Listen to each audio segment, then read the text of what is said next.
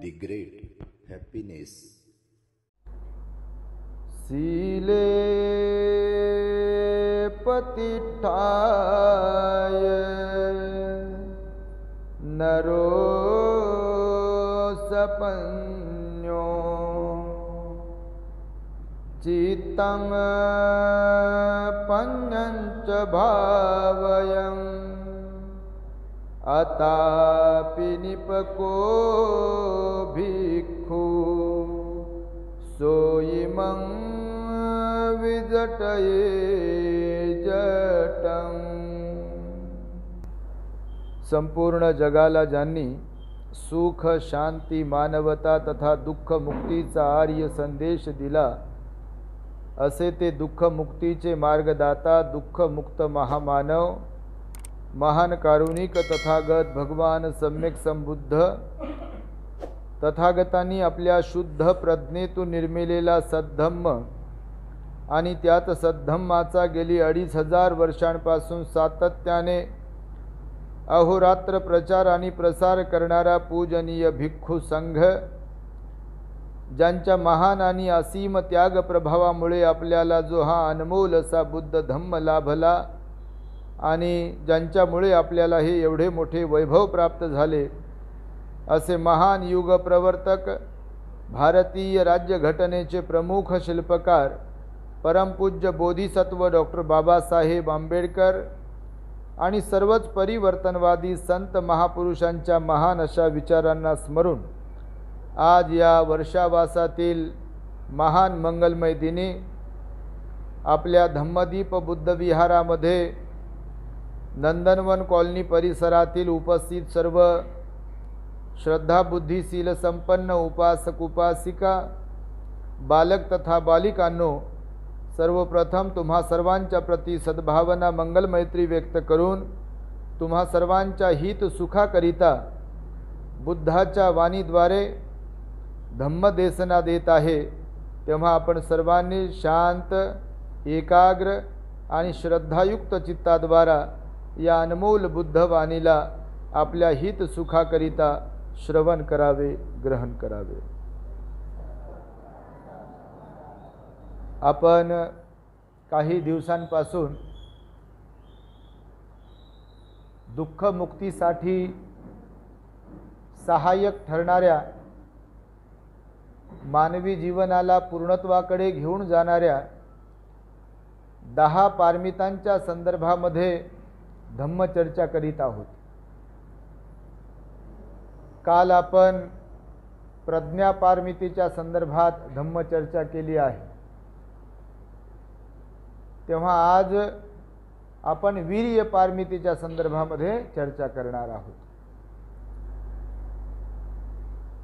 ह्या परस्परावलंबी असणाऱ्या, एकमेकांशी निगडीत असलेल्या, एकमेकांशी संबंधित असलेल्या किंवा एकमेकांवरती अवलंबून असणाऱ्या 10 पारमिता आहेत।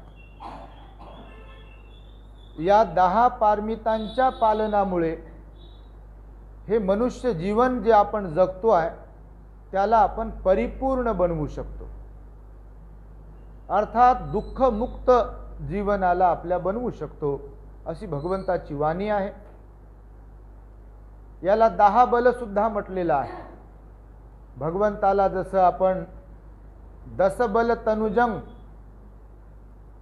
हा शब्द वापरतो भगवंताच्यासाठी, सम्यक संबुद्ध हे 10 बल तनुजंग होते, म्हणजे भगवान बुद्ध 10 बलांनी परिपूर्ण होते।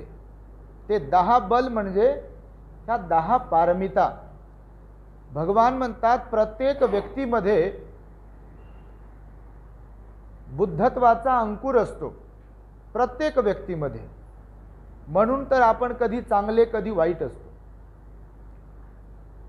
तर भगवंत म्हणाले की प्रत्येक व्यक्तीमध्ये ह्या 10ही पारमिता कमी जास्त प्रमाणात असतात, फक्त प्रयत्न करून सातत्य ठेवून आपण त्यामध्ये परिपूर्णता कशी आणता येईल यासाठी प्रयास केले पाहिजे। आपल्या प्रत्येकामध्ये दानत असते कमी जास्त प्रमाणात, आपल्या प्रत्येकामध्ये शील असते कमी जास्त प्रमाणात. आपल्या प्रत्येकामध्ये नैष्कर्म्य पारमी सुद्धा असते कमी जास्त प्रमाणात. आणि प्रत्येकामध्ये प्रज्ञा पारमिता सुद्धा असते कमी जास्त प्रमाणात. आजची पारमिता जी वीर्य पारमिता आहे, तर ही वीर्य पारमिता म्हणजे काय आणि ती कशा प्रकारे आपण तिला पूर्ण करू शकतो किंवा तिचे आचरण करू शकतो, या संदर्भातील विवेचन आपण ऐकणार आहात. वीर्य या शब्दाचा तसा अर्थ जर आपण लावला तर प्रयत्न किंवा बल असा त्याचा अर्थ सांगितलेला आहे बौद्ध साहित्यात. वीर्य या शब्दाचा अर्थ प्रयत्न किंवा बल असा सांगितलेला आहे. म्हणजे वीर्य वीरता प्राप्त करून देऊ शकतो. वीर्य पारमिता मनुष्याला वीरता प्राप्त करून देऊ शकते असाही त्याचा अर्थ लावला जातो. उत्साहपूर्ण प्रयत्नांमधून कुशल चित्ताची एकाग्रता आपण साधू शकतो. प्रयत्न जर आपण करत राहिलो, पण या वीर्य पारमितेला कोणत्या संदर्भात सांगितलेला आहे? प्रयत्न तर मग कशासाठी पण आपण प्रयत्न करू शकतो किंवा करतो, पण विशेषतः या वीर्य पारमितेला सम्यक व्यायाम देखील म्हटलेला आहे. सम्यक व्यायाम देखील म्हटलेला आहे. तर सम्यक व्यायाम ह्या शब्दाला जर आपण ऐकलं तर व्यायाम म्हणजे काय, तर आता जर आपण पाहिलं तर ते जे लोक व्यायाम करतात शरीरयष्टी चांगली बनविण्यासाठी त्यालाही व्यायाम म्हणतात. पण त्याच्यात प्रयत्न या अर्थाने तो शब्द सांगण्यात आलेला आहे. वीर्य प्रयत्न, पण कोणता प्रयत्न, तर काया वाचा मनाने जे कोणते कर्म आपल्याकडून घडत असतात. काया म्हणजे ही 3.5 हाताची काया शरीरयष्टी, शरीराने कर्म करतो, या वाणीतून कर्म करतो आणि मनाद्वारे कर्म करतो. 3च अंगाने आपण कर्म करत असतो. मग ते कुशल कर्म असतील किंवा अकुशल कर्म असतील, 3च अंगाने मनुष्य प्राणी कर्म करत असतो. एक तर या हातापायाने कर्म करतो बरे किंवा वाईट, या वाणीद्वारे कर्म करतो बरे किंवा वाईट, आणि मनाद्वारे कर्म करतो आपण बरे किंवा वाईट. तर भगवान म्हणतात अकुशल विचार जे काही असतात, म्हणजे काया वाचा मनाला अकुशलतेकडे घेऊन जाणारा जो काही मनाचा प्रभाव असतो किंवा विचारसरणी असते, त्याला थांबविण्यासाठी प्रयत्न करणे त्याला वीर्य म्हणतात. आपल्या काया वाचा मनाने जे म्हणून आपल्याकडून अकुशल कर्म घडत असते, तर ते अकुशल कर्म घडू नये यासाठी प्रयत्नरत राहणे, प्रयत्नांची पराकाष्ठा करणे, त्याला देखील वीर्य असं म्हटलेलं आहे. हा एक भाग. दुसरा भाग, दुःखमुक्तीसाठी म्हणून आपण जीवन जगत आहोत. मनुष्य जन्म आपल्याला प्राप्त झालेला आहे आणि याला परिपूर्ण बनविण्यासाठी जसे या 3 अंगांनी अकुशल कर्म करतो आपण, तर ह्याच 3 अंगांनी आपण देखील कुशल कर्म करतो. तर भगवान म्हणाले या 3ही अंगांनी कुशल कर्म करण्यासाठी आपल्याला सहाय्यक जर कोण ठरत असेल तर ते म्हणजे वीर्य. कारण चांगलं काही करायचं आहे, कुशल कर्म करायचे, चित्ताची कुशल अवस्था प्राप्त करायची आहे, तर त्यासाठी प्रयत्न केल्याशिवाय गत्यंतर नाही. पंचशील 1 दिवस जर आपण म्हटलं, फक्त ध्यानाला 1 दिवस आपण जर येऊन बसलो तर दुःखमुक्त होऊ का आपण? चित्ताची निर्मळ अवस्था प्राप्त होईल का लगेच? एकदा जेवण केलं तर बस आता विषय संपला, जिंदगीभर करायची गरज नाही असं असते का काही? एकदा पाणी पिलं बस आता 6 महिने उंटासारखं पाणी प्यायची गरज नाही असं आहे का? नाही आहे. पुन्हा पुन्हा पाणी प्यावं लागते, पुन्हा पुन्हा भोजन ग्रहण करावं लागते. अगदी तद्वतच भगवान बुद्ध म्हणाले या भटकणाऱ्या मनाला, जे की बहिर्मुखी आणि बहिर्मुखीच असते कायम स्वरूपी, याला जाग्यावर आणण्यासाठी, सावधगिरी बाळगण्यासाठी म्हणून, त्याला संयमित ठेवण्यासाठी म्हणून, या मनाला निर्मळ आणि शांत बनविण्यासाठी म्हणून जर कोण सहाय्यक ठरत असेल तर ते म्हणजे वीर्य पारमिता. प्रयत्न, थोडक्यात प्रयत्न ते एक म्हण पण आहे अशी काहीतरी, प्रयत्ने वाळूचे कण रगडिता तेलही गळे. फार सुज्ञ आहात तुम्ही, शिकले सवरलेले आहात. तर प्रयत्ने वाळूचे कण रगडिता त्यातून तेलही गळे, अशा आशयाची एक म्हण आहे. बरोबर आहे. म्हणजे त्यांनी त्याचा सारांश किंवा अर्थ असा सांगितला, त्यातलं मर्म असं सांगितलं आहे की जर मनुष्याने प्रयत्न केले तर नथिंग इज इम्पॉसिबल, असं इंग्रजीमध्ये म्हटलेलं आहे. Nothing is impossible. भगवान बुद्धाला सुद्धा हे विचारण्यात आलं, तेव्हा सुद्धा भगवान बुद्ध म्हणाले मनुष्यासाठी अशक्य असे काहीच नाही. तुम्ही जर या जगात पाहिलं, आपल्या अवतीभोवती, तुम्ही जर बस स्टँडला गेलात, स्टेशनवर गेलात किंवा रेल्वेतून प्रवास केला तर तुम्हाला बिना हाताचे, बिना पायाचे, अंध डोळ्याचे, बहिरे, मुके लोक दिसतील. तुम्ही पाहिले असतील कधी. तेही आपला उदरनिर्वाह करतात. बस स्टँडला आम्ही जेव्हा काही वाटप करण्यासाठी जेव्हा जेव्हा जातो, तिथे एक आई असते कायम पाटावर बसलेली, एक म्हातारी आई. तुम्ही पाहिलं असेल कधी. ती पायाने अपंग आहे बहुतेक, तर पाटावरती बसते, पाटाला चाकं लावलेली असतात आणि मग ती असं हाताने त्या जमिनीवर हात टेकून त्याला ओढते आणि लोकांकडे जाऊन ते जे काय असेल ते मागणी करते, मागते, भीक मागते. असेही लोक या जगात आहेत की प्रयत्न करून ते आपला उदरनिर्वाह चालू शकतात, म्हणजे सुखी राहू शकतात. काही लोकांना हात नाहीत बघा, बिलकुल दोन्ही हात नाही आहेत, तरीही लोक जिवंत आहेत आणि जीवन जगत आहेत. काही लोक अंध आहेत. अंध असणारे लोक नोकरीवरती सुद्धा आहेत. अंध असणारे देखील लोक नोकरी करतात, खूप चांगल्या प्रकारची नोकरी करतात. क्लास 1 ऑफिसर सुद्धा आहेत अंध लोकांमध्ये. बरोबर. त्यांनी त्यांच्या पद्धतीने प्रयत्न केले, प्रयत्न करून त्यांनी शिक्षण घेतलाय, ज्ञानार्जन केलाय आणि त्या ज्ञानाच्या जोरावरती ते आपला उदरनिर्वाह करतायत, पैसे कमवतायत, आपलं घर सांभाळतायत, प्रपंच सांभाळतायत. बहिरे लोक आहेत, मुके लोक आहेत, तेही आपला उदरनिर्वाह चालवतात. कशाच्या भरोश्यावरती? प्रयत्नांच्या भरोश्यावरती. प्रयत्न केले तर काहीही करू शकतो आपण. काल जसा ते सरांनी प्रश्न उपस्थित केला ऑनलाईन एका, की बसल्यानंतर त्रास होतो. मी त्या दिवशी जे सांगितलं तुम्हाला की प्रयत्न केले तर काहीच होत नाही. भगवान 80 वर्षाचे होते. आमच्याकडे आपले भंतेजी आहेत, सुगत बोधी भंतेजी. एखाद दिवशी आपल्या विहारात त्यांना बोलवतो प्रवचनासाठी. 90 वर्षे त्यांचं वय आहे. आणि तुम्ही त्यांच्याकडे जर कधी पाहिलं, अतिशयोक्ती म्हणून नाही, म्हणजे आम्ही सोबत राहतो म्हणून नव्हे, तर त्यांना सुस्पष्ट दिसते, बिना चष्म्याचं ते वाचू शकतात. तुम्ही हळू जरी बोललं तर त्यांना ऐकायला येते आणि बिना काठीचे चालतात व्यवस्थितपणे.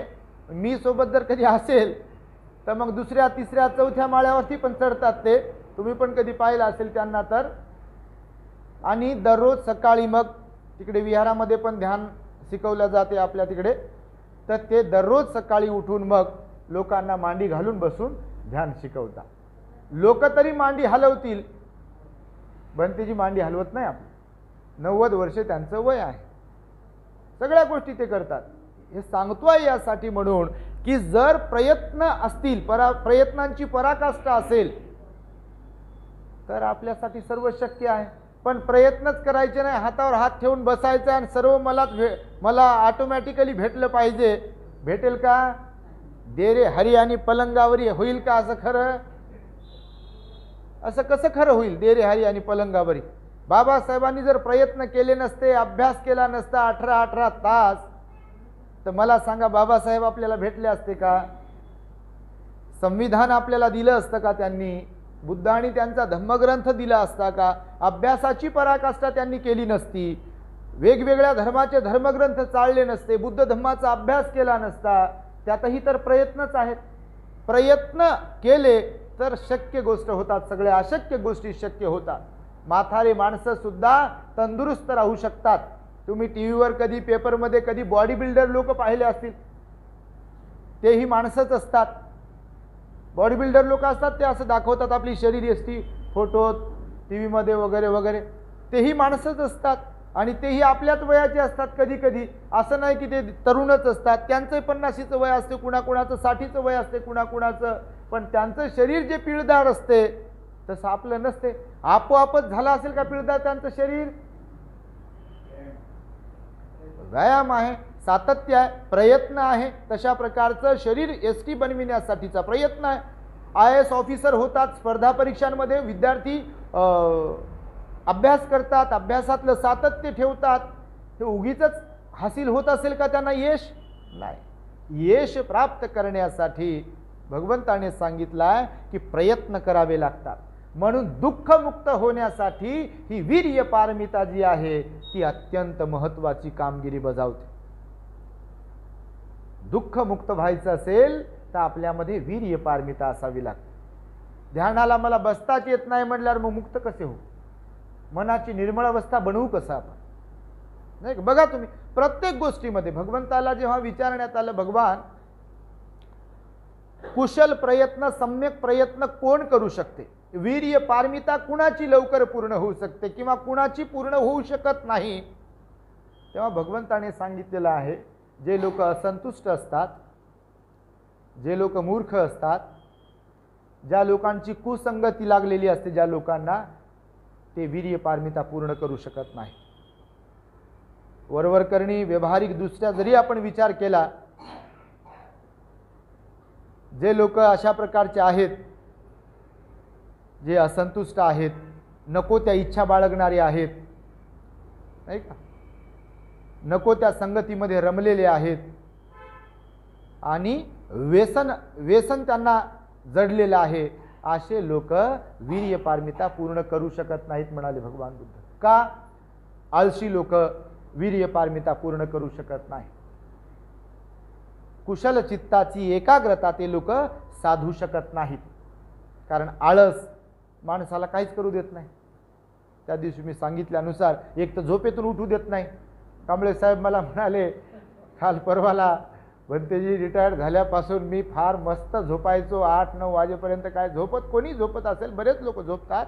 आता बिंदास जीवन आहे, आता पोरग पोरगी सारं सेटल झालंय, कर्तव्य बजावलेलं आहे, तर आता काय करायचं आहे असा विचार येतो कधी कधी. बऱ्याच 99% लोकांच्या मनात विचार येतो, आता काय करायचं आहे. कांबळे साहेब म्हणाले, मी झोपायचो पण 13 तारखेपासून मी सकाळी लवकर उठतो, हा मला एक लाभ झाला. तर मला फार आनंद झाला ते ऐकून त्यांचं, की बा सकाळी उठतात, ते उठतात म्हणजे काय ध्यानाला येतात, आपण पण ध्यानाला येतात. म्हणजे जर ठरवलं आपल्या मनाने, जर प्रयत्न केला तर अशक्य काय आहे. पण जर आपल्या मनाचं ऐकत राहिलो, अरे गड्या कोणतं काम करायचं आहे, आता आपल्याला मस्तपैकी झोपी जा, मोबाईल बंद करून, आपला कोण मालक आहे. पण भगवान तर म्हणाले की जीवन हे क्षणिक आहे, नश्वर आहे आणि फार थोडं आहे. भगवंताला जेव्हा विचारलं ना, भगवान एकदा भिक्षूंना प्रवचन देत असताना जमिनीवरती असं बोट करतात, जमिनीला असं बोट करतात आणि भिक्षूंना म्हणतात, मला सांगा या माझ्या नखात असलेली माती जास्त आहे की जमिनीवर असलेली माती जास्त आहे? साहजिकच आहे, जमिनीवरची माती जास्त आहे म्हणतात भंते लोक, भिक्षू संघ. तर भगवान म्हणतात, भिक्षूंनो, ज्या प्रकारे नखावरती असणारी माती आहे ना थोडीशीच, असे थोडेसेच लोक या जगात चांगले आहेत. आणि जशी माती जमिनीवर प्रचंड प्रमाणात आहे, तसे वाईट लोक, दुर्बुद्धीवाले लोक, कुसंगतीवाले लोक, आळसी लोक या धरतीवरच्या माती समान पावलागणिक आहेत. आपल्याला बहकवणारे, आपल्याला बिघडवणारे, आपल्याला आळशी बनवणारे, आपल्याला व्यसनाधीनतेमध्ये लोटणारे, आपल्याला वाममार्गाला लावणारे, अरे काय जातं विहारामध्ये असं म्हणणारे लोक पण आहेत. तुम्हाला मी सांगतो, लोक सांगतात कधी कधी, अरे काय जायचं विहारामध्ये, अरे काय जायचं भिक्षूकडे, अरे काय द्यायचं दान, काय शीलपालन करायचं आहे, काय ध्यान करायचं आहे, एन्जॉय करा, हे करा ते करा. तर भगवान म्हणाले, इथे असंख्य लोक जन्मास येतात आणि त्यांचं जीवन वाया जातं. असंख्य लोक जन्मास येतात, त्यांचं जीवन वाया जाते. पण जे लोक धर्ममार्गामध्ये प्रतिष्ठित होण्याचा प्रयत्न करतात, जे लोक दानपुण्य करण्याचा प्रयत्न करतात, शील पालन करण्याचा प्रयत्न करतात, ध्यान करण्याचा प्रयत्न करतात, राग द्वेष आणि लोभाला संपवण्यासाठीचा प्रयत्न करतात, काया वाचा मनाने कुशल कर्म करण्याचा प्रयत्न करतात, त्यांची वीर्य पारमिता पूर्ण होते. आणि वीर्य पारमिता जर पूर्ण होत असेल तर ते दुःख मुक्तीकडे वाटचाल करतात. जेव्हा सिद्धार्थ गौतम राजवाड्याला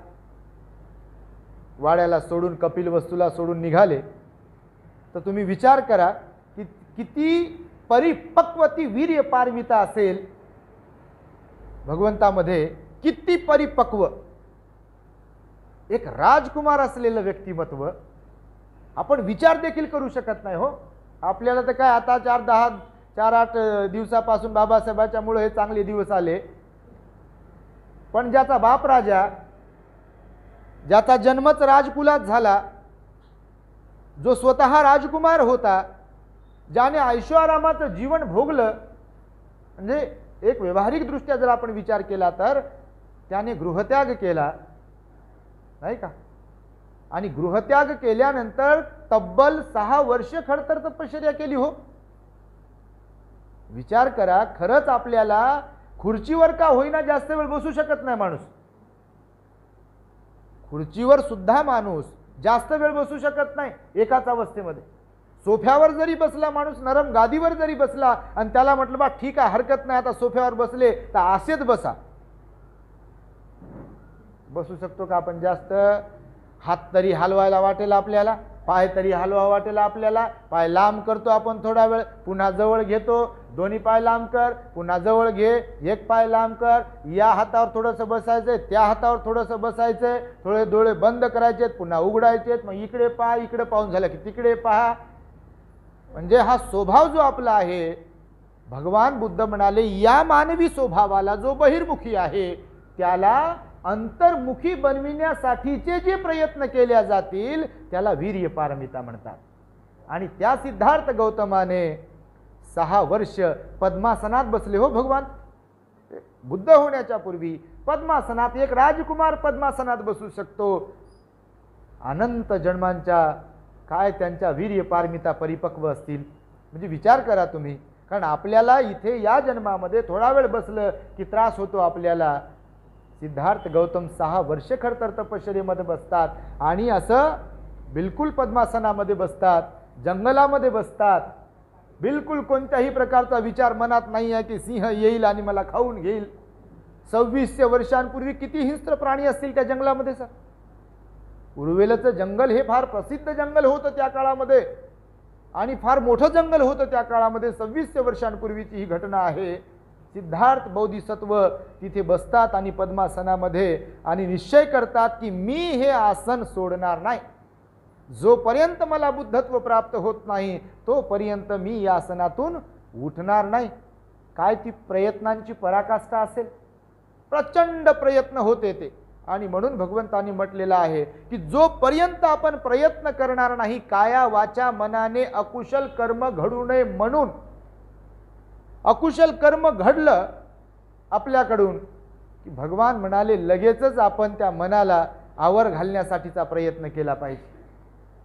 अकुशल कर्म तर घडत राहील, गृहस्थ जीवन आहे, अकुशल कर्म घडत राहील. आपण सील कितीही जरी ग्रहण करत राहिलो तरीही अकुशल कर्म घडत राहील. पण मग ते अकुशल कर्म ज्या चित्तातून घडते ते अकुशल कर्म घडत राहू नये यासाठी प्रयत्न करावे लागतात. की ज्या प्रकारे एखादा शेतकरी, भगवंताने शेतीचं उदाहरण दिले, निसर्गाचे उदाहरण दिले भगवंताने. एखादा शेतकरी आहे, त्याला खूप धान्य पाहिजे आहे, पीक चांगलं पाहिजे आहे, तर त्याला कोणते प्रयत्न करावे लागतात? तणाने ग्रासलेल्या त्या शेतीतलं जे तण आहे ते काढून टाकण्यासाठी त्याला त्याच्यात नांगर चालवावा लागतो अगोदर. तुम्ही शेतकऱ्याच्याच घरून आले असाल, त्याला अगोदर नांगर चालवावं लागते. त्याच्याही पूर्वी एखादं समजा पडीक शेती असेल, जमीन असेल, तर त्याच्यात झाडं उगवलेली असतील तर ते त्याचे तोडावे लागतात. कुऱ्हाडी चालवावी लागते, झुडुपं असतील, झाडं असतील, शेती तयार करायची असेल तर, आणि ते तोडून झाल्यानंतर मग त्याच्या मुळ्या जर आतमध्ये गेल्या असतील खोलवर, त्याही खोदून तोडून काढाव्या लागतात. मग तिथे नांगर चालवावा लागतो.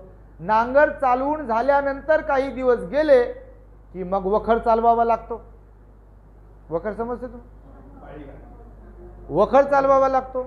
वखर चालवल्यानंतर पाळी म्हणतात म्हणजे त्यांच्याकडे, तर वखर चालविल्यानंतर मग ते जे गवत नांगरा वाटे बाहेर आलाय ते अजून बाहेर येतं. मग त्याला वेचल्या जाते, वेचणी केल्या जाते. गवत वगैरे जे काही तण आहे ते काढल्या जाते आणि ते काढून झाल्यानंतर मग पावसाची प्रतीक्षा करावी लागते. पावसाची प्रतीक्षा केल्यानंतर पाऊस येतो आणि पाऊस आल्यानंतर मग पेरणीचे प्रयत्न असतात. मग पेरणी केल्या जाते. पेरणी केल्यानंतर पुन्हा पावसाची प्रतीक्षा आणि पुन्हा जे काही तण येत राहील ते तण काढण्याचा प्रयत्न होतो जेणेकरून पिकाला बाधा होऊ नये.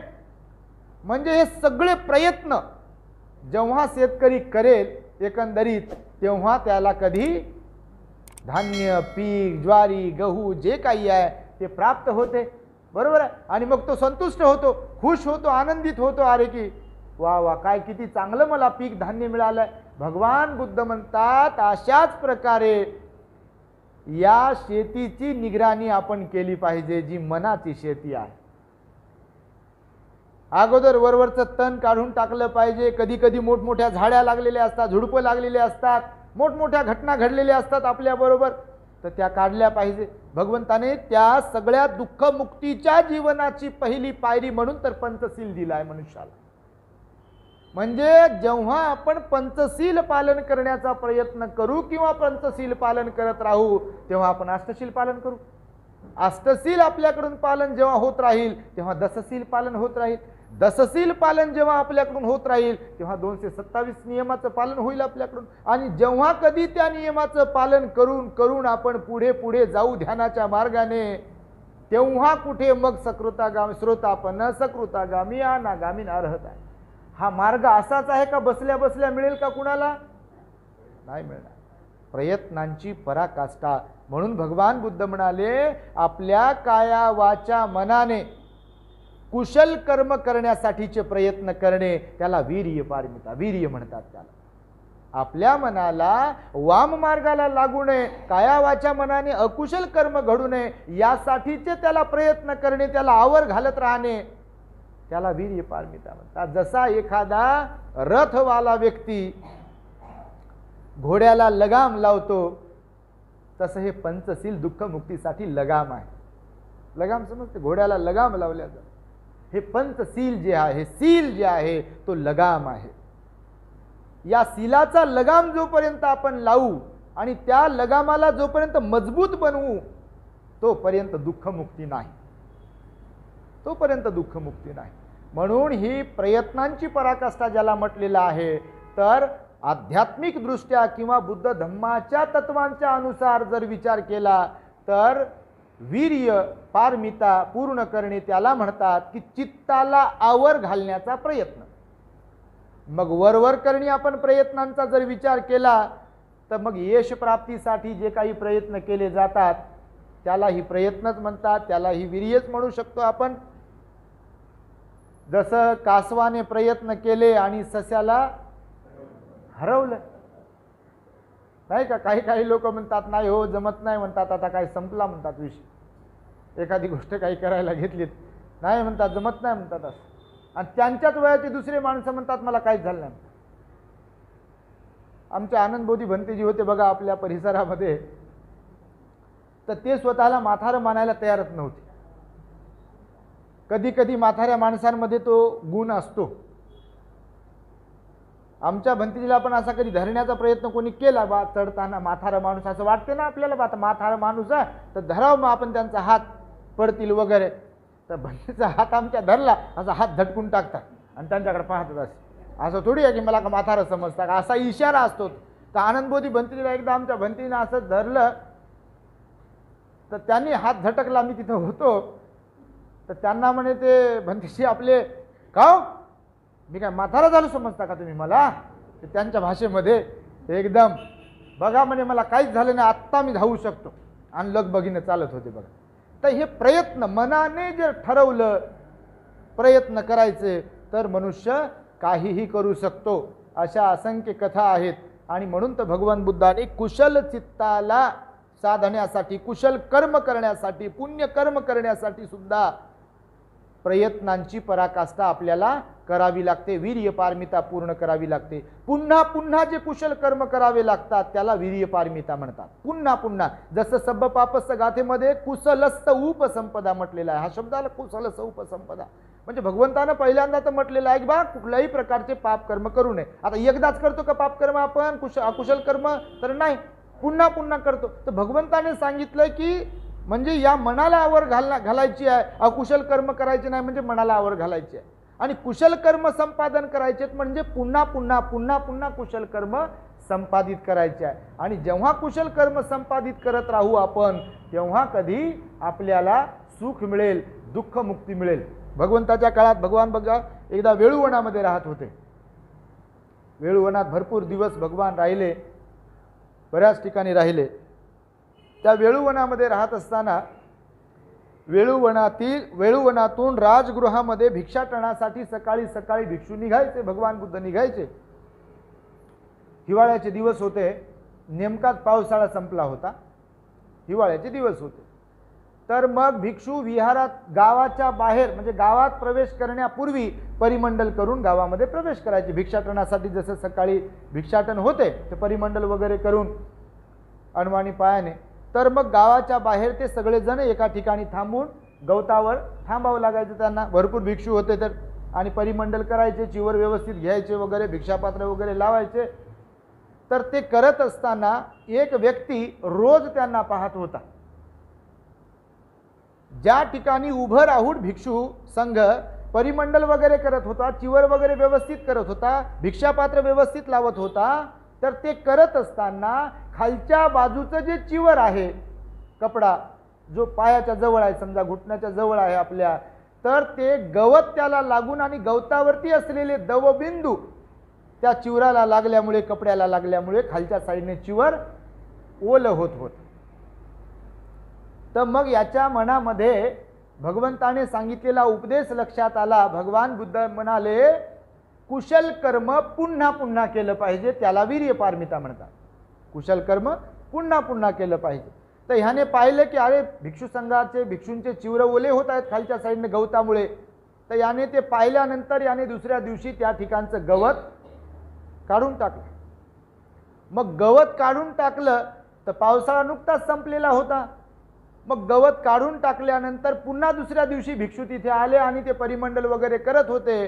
तर मग ते जास्त संख्या होती भिक्षूंची आणि ते परिमंडल करण्यासाठी, भिक्षापात्र व्यवस्थित करण्यासाठी तिथे थांबलेले असतात. पावलं इकडं तिकडे इकडं तिकडे होतात आणि मग पावलं इकडे तिकडे झाल्यामुळे पुन्हा तो चिखल वगैरे तयार झाला आणि खालच्या साईडने चिवर भरत होते भिक्षूंचे.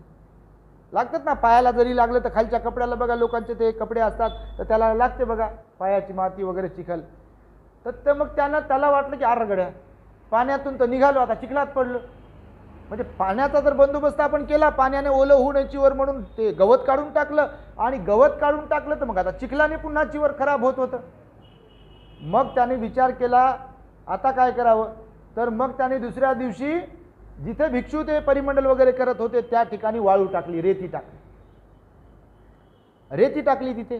मग रेती टाकली तर रेतीवर मग ते भंतेजी यायचे आणि परिमंडल वगैरे करायचे. मग काही दिवसानंतर सूर्य तापायला लागला. सूर्य तापला की रेती गरम होते. मग रेती गरम होत होती तर पाय भाजताना समजते आपल्याला, कोणाच्या पायाकडे पाहिलं समजा उन्हात, आपण जर पाहिलं तरची गोष्ट, नाही तर आपल्या पायात बूट असल्यावर आपण कशाला पाहतो दुसऱ्याच्या पायाकडे, का माणूस स्वार्थी आहे ना. तर मग त्याने पाहिलं की अरे गड्या भिक्षूंचे पाय जळत आहेत. मग त्याने विचार केला आता काय करायला पाहिजे, कुशल कर्म करायचं आहे ना. तर मग त्याने भगवंताकडे जाऊन सांगितलं की असं असं आहे भगवान, आता मी काय करू. मग भगवान बुद्ध म्हणाले बघ तुला काय करता येईल. मग त्याने तिथे मंडप, अशा प्रकारचा एक मंडप तयार करून दिला. एक तर उन्हापासून पण संरक्षण आणि ते पाय जे जळत होते तर त्याच्यापासून पण संरक्षण झालं, दवबिंदू पण पडत नाही मग असं काही जर असेल तर. आणि भगवान बुद्धाकडे त्याने सांगितलं भगवान मी हे माझ्याकडून माझ्या कुशल चित्ताच्या पुण्यकर्मासाठी कुशल कर्म पूर्ण करण्यासाठी मी हे दान आपल्याला देत आहे, भिक्षू संघाला याचा स्वीकार करा. तेव्हा भगवंताने सांगितलं की मनुष्याने पुन्हा पुन्हा कुशल कर्म केलं पाहिजे.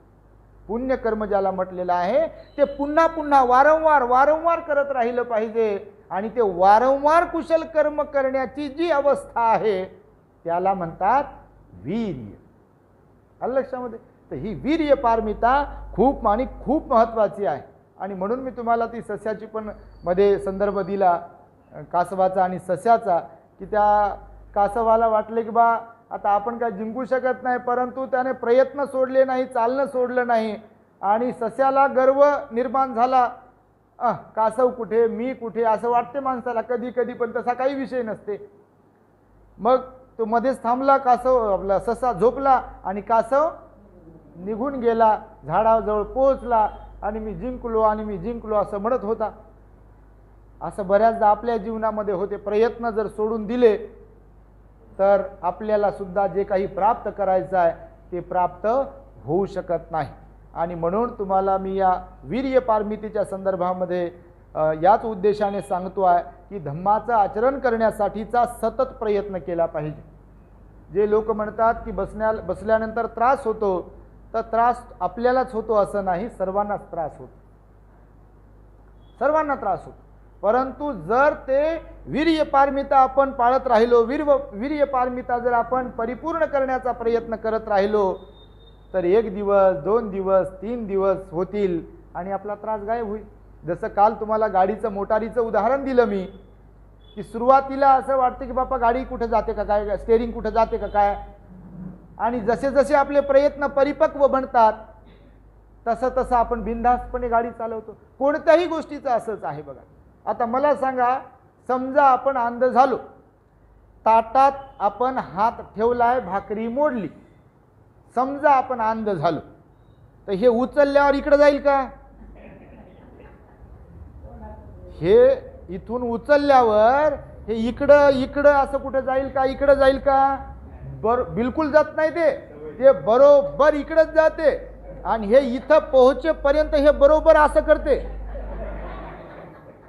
प्रयत्न झाले ना, प्रयत्न झाल्यावर काय? लोक म्हणतात बा कोणतरी मला व्यसन लावलाय, कोणामुळे तरी व्यसनी झालो. पण असं सांगितलं जाते कोणामुळे कोणी बिघडत नाही तसं पाहिलं तर, आणि कोणामुळे कोणी सुधरतही नाही तसं पाहिलं तर. ते निमित्त असते फक्त, नाही का? निमित्त आहे. बऱ्याचदा असं होते, लोकांना सवयी जडतात, सवयीचे गुलाम होतात लोक. कॅन्सर सारखे दुर्धर आजार होतात लोक, एवढ्या सवयी लोकांना भयानक जडतात. नको नको ते आजार होतात लोकांना सवयीमुळे. आणि त्यामुळे भगवान म्हणाले, एकदा जर आपण प्रयत्न करत राहिलो आणि ते प्रयत्न वारंवार करत राहिलो तर जे कोणते प्रयत्न करू त्याची सवय जडते आणि आपोआप तसं घडते. बघ, तुम्ही जंगलामध्ये एखादा रस्ता पाहिला असेल, डोंगरावरती तुम्ही फिरायला कधी जात असाल तर तिकडे गायी म्हशीच्या पावलांमुळे रस्ते तयार होतात बघा. पाऊल वाट त्याला म्हणतात, बरोबर आहे? एकाच दिवशी गाय आणि म्हैस गेल्यावर ते पाऊल वाट तयार झाली असेल का? रोज रोज रोज रोज त्याच रस्त्याने जातात ते.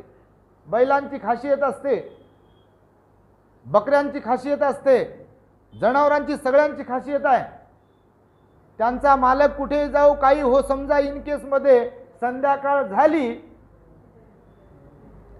बरोबर रोजच्याच मार्गाने ते आपल्या इच्छित स्थळी पोहोचतात. बरोबर रोज त्याच मार्गाने, इकडे तिकडे जात नाहीत माणसांसारखं. बरोबर ते आपापल्या घरी जातात, बरोबर त्याच रस्त्याने, आणि ती पाऊलवाट तयार होते. भगवान बुद्ध म्हणाले, म्हणून अगदी याचप्रमाणे आपण सुद्धा आपल्या मनाला वळण लावण्यासाठी, आपल्या मनाची एकाग्रता निर्माण करण्यासाठी, मनाला संयमशील बनविण्यासाठी आपण प्रयत्न करत राहिलो पाहिजे. मनाला जोपर्यंत आवर घालण्यासाठी जोपर्यंत प्रयत्न करणार नाही तोपर्यंत आपल्याला सिलवान बनता येईल का? तोपर्यंत आपल्याला विकारमुक्त मनाची अवस्था गाठता येईल का? तोपर्यंत दुःखमुक्तीच्या मार्गामध्ये आपल्याला जाता येईल का? नाही जाता येणार. आणि म्हणून हा धम्मातला प्रयत्न जो आहे त्याला वीर्य पारमिता म्हटलेला आहे. धम्मातला प्रयत्न रोज आणि रोज आपल्याला सकाळी उठल्यानंतर सावधगिरी बाळगण्यासाठी सुद्धा वीर्य पारमिता खूप महत्वाची आहे. सावधगिरी कोणती? धम्मातली सावधगिरी. आपल्याला लगेच कळालं पाहिजे हिंसा घडत असेल तेव्हा, अरे नाही, भगवंताने सील सांगितला हिंसा करू नये. तिथे प्रयत्न उपयोगी पडतात आपले.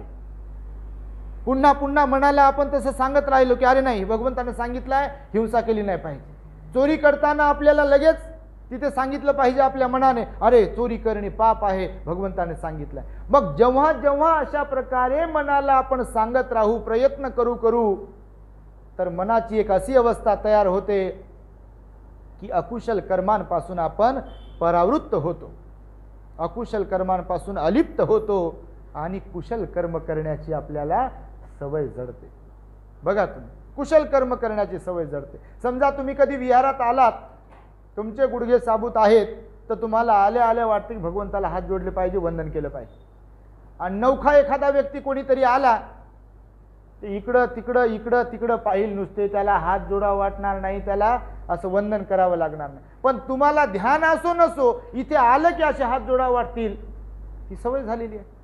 बघा तुम्ही, म्हणजे ध्यान जरी नसेल कधी कधी, तर ते बरोबर सवय होऊन गेलेली आहे. तसं तुम्ही आता स्वयंपाक बनवता, हाय मावल्या, सगळ्या स्वयंपाक बनवण्यात तरबेज असता तुम्ही, तर तुम्ही कधी कधी टीव्ही पाहत पण स्वयंपाक बनवत असेल. कधी कधी 2-2 भाज्या, 2-2 काय पोळ्या, जे काय असेल ते म्हणजे एकाच वेळेला करत असाल. म्हणजे एवढी प्रॅक्टिस झाली आहे, एवढे प्रयत्न तुमचे झालेले आहेत त्याच्यामध्ये. माणसाला जर पोळ्या बनवायला लावल्या तर त्याला 1 पोळी बनवायला घंटा जाईल त्याला.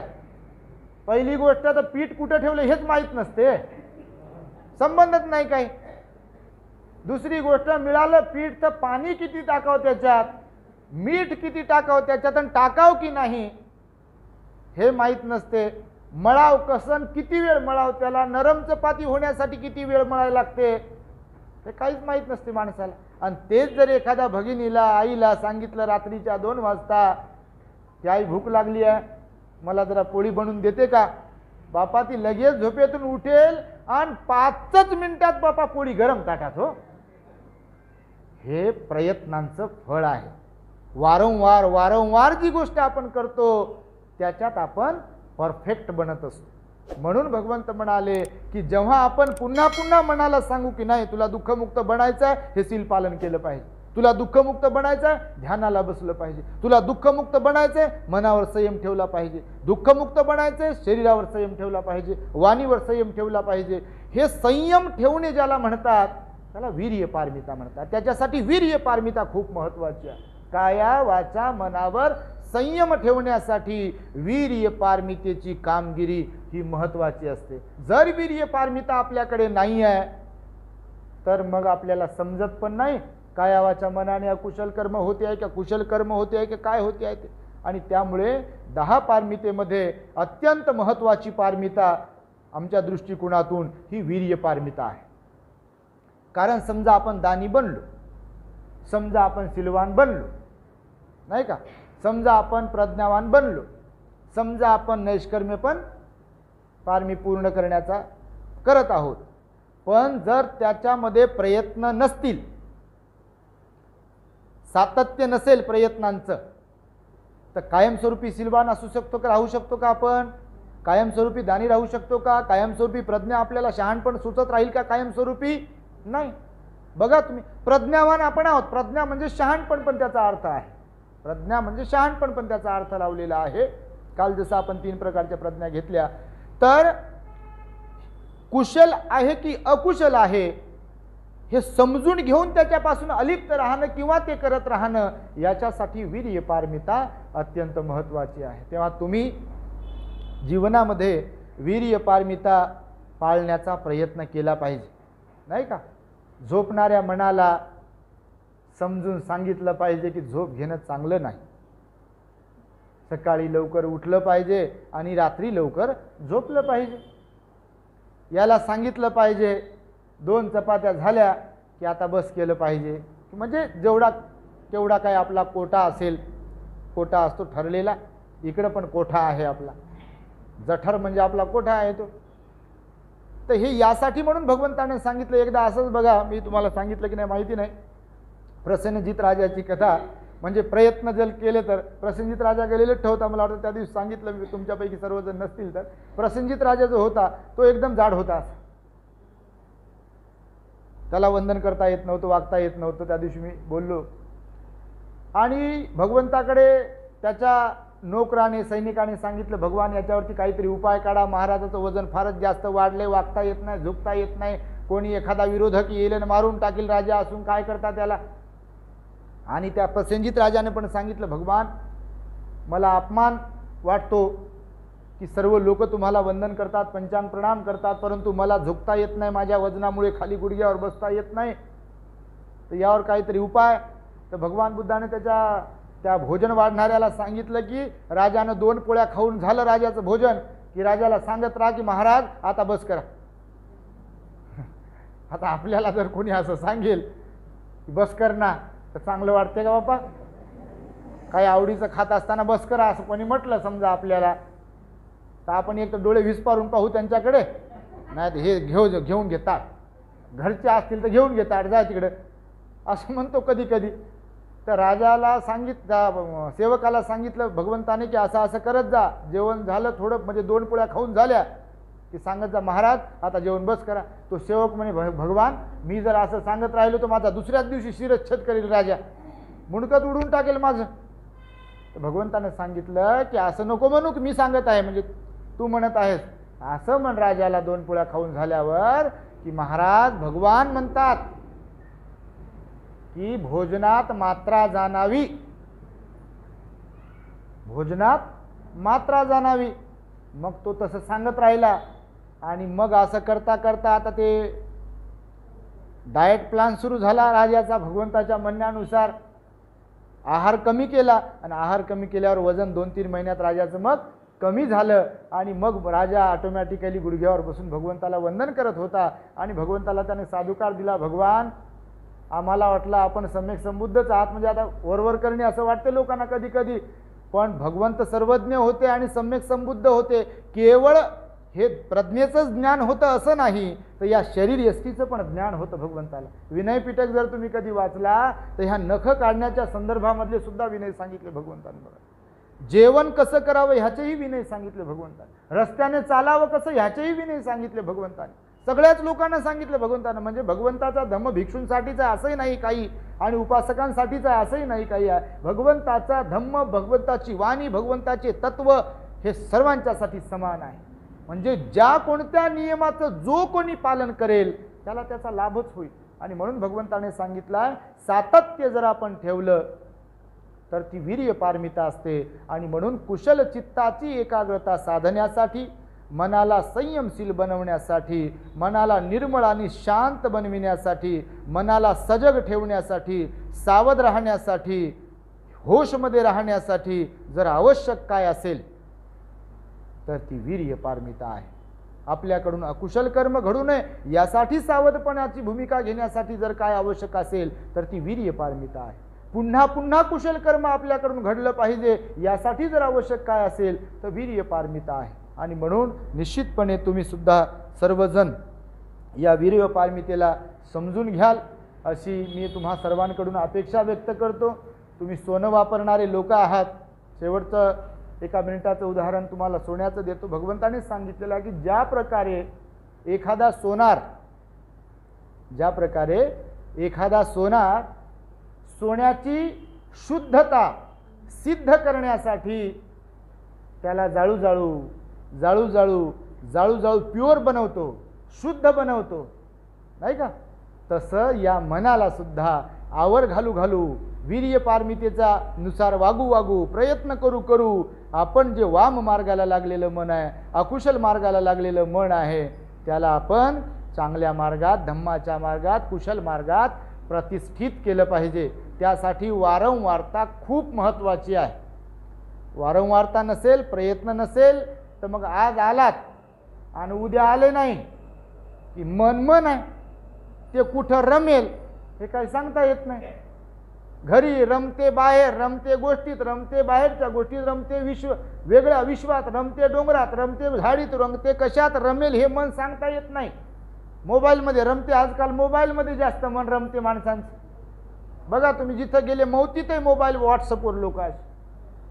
प्रत्येक ठिकाणी लोक मोबाईलवरती बिझी असतात. आजकाल मोबाईल आवश्यकच आहे, आवश्यक नाही असं नाही म्हणता येत, पण त्याचा वापर किती, कुठे, कसा करावा हेही समजलं पाहिजे, नाही का. आणि म्हणून भगवंताने सांगितलं की हे मन जे आहे त्याला आवर घालण्यासाठी वीर्य पारमिता अत्यंत महत्त्वाची आहे. तेव्हा दुःखमुक्तीसाठी कारणीभूत ठरणाऱ्या या वीर्य पारमितेला आपण पालन कराल, तिला परिपूर्ण बनविण्यासाठी सातत्याने अभ्यास कराल.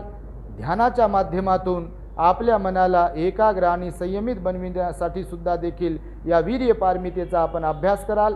सिलवान, दानशूर आणि ध्यानी बनविण्यासाठी ही वीर्य पारमिता अत्यंत मोलाची कामगिरी बजावते. तेव्हा आपण सर्वजण भगवंतांनी सांगितलेल्या या 10 पारमितांपैकी ही वीर्य पारमिता पूर्ण करण्याचा प्रयत्न कराल अशी अपेक्षा तुम्हा सर्वांकडून व्यक्त करतो आणि माझ्या शब्दांना इथे पूर्ण विराम देतो. भवतु सर्वमंगलं रक्षन्तु सर्वदेवता सर्वबुद्धानुभावेन सदा सुखी भवन्तु ते. भवतु सर्वमंगलं रक्षन्तु सर्वदेवता सर्वधर्मानुभावेन सदा सुखी भवन्तु ते. भवतु सर्वमंगलं रक्षन्तु सर्वदेवता सर्वसंघानुभावेन सदा सुखी भवन्तु ते.